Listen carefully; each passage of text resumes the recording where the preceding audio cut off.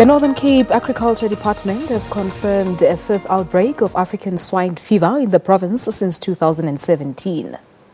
The latest outbreak has been detected in Campbell near Kimberley. African swine fever is a highly contagious viral disease prominent in pigs. The ailment has often resulted in many fatalities but does not affect humans. The previous outbreaks of the African swine fever were discovered in Peniel in February of 2017, in Alpha in May of 2017, Gong Gong in July of 2017, and Springbok in May of 2018. The disease can be transmitted from warthogs to domestic pigs through feeding the infected swill to pigs. Now, the department says that the latest outbreak was detected on a pig farm at Campbell, where 30 pigs died in just 3 days. The department has called on pig farmers in the province to be vigilant and to report any sudden illnesses or death of their livestock to the department. The farm has now been placed under quarantine and an attempt to curb the spread of the disease. Well, for a little bit more on this, we're now joined on the line by the spokesperson for the Department of Agriculture. Thank you very much indeed for joining us, and welcome to the program.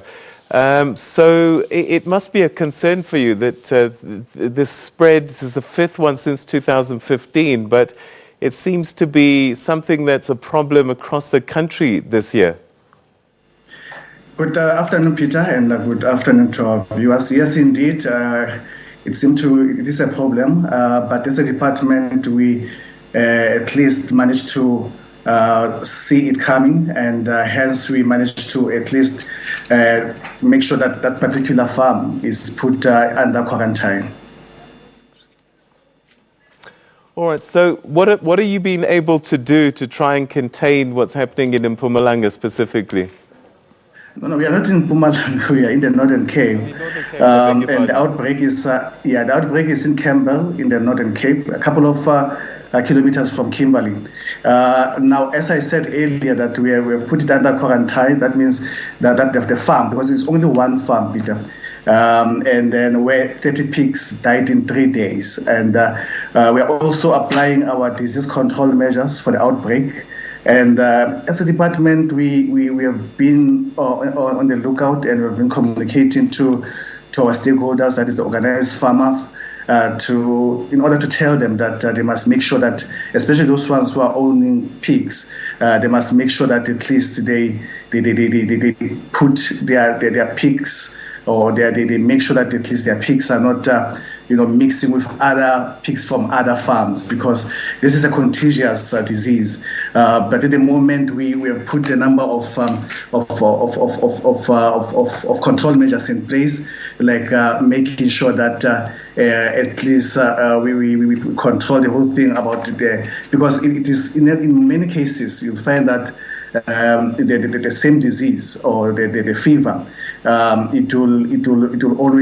it is mostly found, as you said, from warthogs, and it is also some pigs can also get it through tampons. So we are always making sure that our farms and the farm owners they are aware of that. We have our vet section which is around the area, and making sure that everything is under control. What causes this swine fever? How does it come into being? And is it something that constantly has to be monitored and controlled, or do you hope that it can disappear?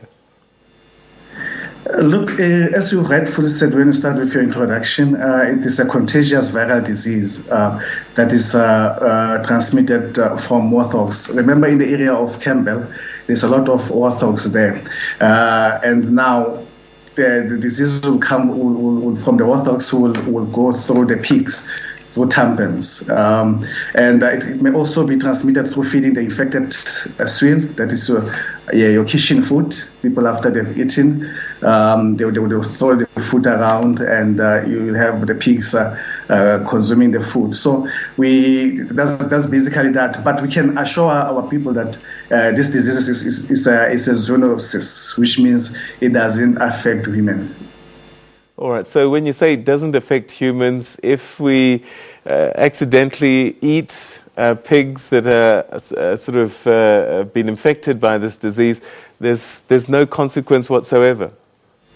No, there's no consequence whatsoever. But at the end of the day, you don't need to consume the food because to consume the meat, even though there are no consequences. But we were just saying it is something that is maybe if you continue to consume it, I think it might create something else. But it is not really affecting humans. But we encourage our people not to eat food that is infected by the disease.